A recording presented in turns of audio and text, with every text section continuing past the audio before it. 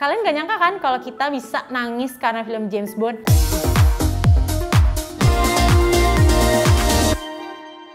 Hai K-lovers, balik lagi di Kapan Lagi Review. Kali ini Tiara bakal nge-review salah satu film yang udah ditunggu-tunggu banget karena penayangannya tuh sempat diundur berkali-kali karena ya tentunya ada pandemi COVID-19. Kalian bisa tebak nggak? Betul banget. Kali ini kita bakal nge-review teret teret.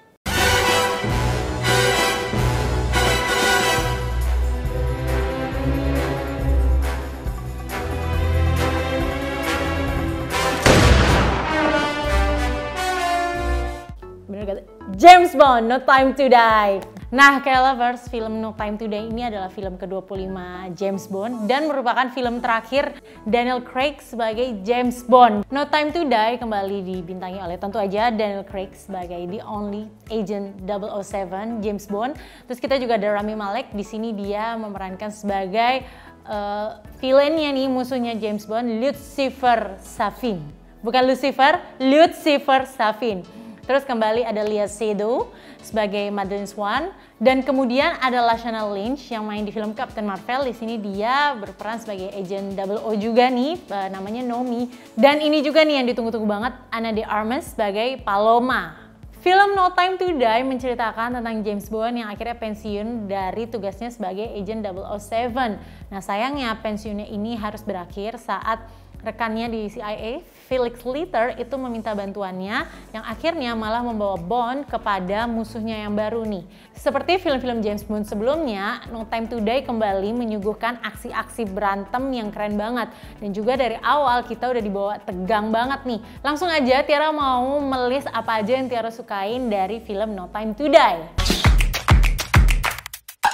Pertama, Tiara suka banget penampilan Daniel Craig sebagai James Bond. Menurut Tiara, Daniel Craig memberikan penampilan terbaiknya sebagai James Bond. Di sini kita diberikan aktingnya yang bervariasi banget ya. Kita dibawa melihat James Bond saat dia merasa lemah, saat dia marah, terus juga tentunya masih membawakan sisi suave flamboyannya James Bond dan semuanya itu tidak terasa berlebihan, terasanya subtle banget, tapi masih bener-bener kerasa banget. Jadi pembawaannya tuh gimana ya, kayak berlayer gitu loh, berlapis-lapis-lapis.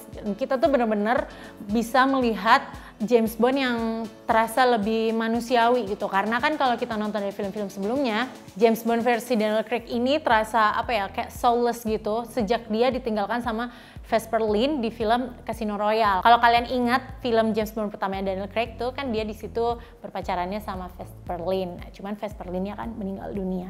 Di sini kita akan melihat James Bond versi manusiawi, tapi bukan berarti kita nggak melihat James Bond versi badass kayak biasanya. Masih tetap gayanya tuh yang gimana ya, garang, manly banget, tapi juga kayak ada nakalnya gitu. Jadi menurut Tiara benar-benar penampilan yang luar biasa. Selanjutnya Tiara suka banget scoring dari film ini. Jadi music score-nya untuk No Time to Die ini diciptakan oleh the great Hans Zimmer. Kalau kalian belum tahu, Hans Zimmer adalah komposer terkenal yang udah menciptakan scoring untuk film-film box office lainnya ya, seperti Interstellar, Inception, The Dark Knight, dan lain-lain gitu. Nah, menurut Tiara, scoringnya dari Hans Zimmer ini membantu meningkatkan setiap adegan yang ada. Jadi rasanya tuh kerasa makin tegang, makin sedih, pokoknya beragam banget dan tapi tetap terasa banget jiwa Bondnya. Dan Tiara juga suka banget sama tema masa lalu yang diangkat dari film ini. Mulai dari masa lalunya James Bond, masa lalunya Madeleine Swan, dan bagaimana masa lalu mereka itu mempengaruhi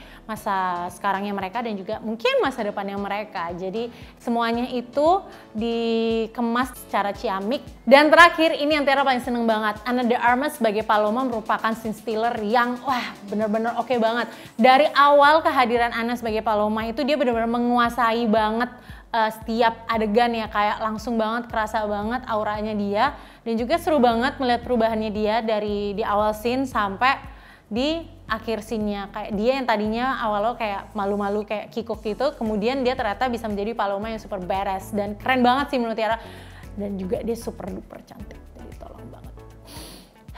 Nah, itu dia tadi yang Tiara suka dari film No Time to Die. Kalau ada yang Tiara suka, pastinya juga ada yang mungkin menurut Tiara kurang oke nih.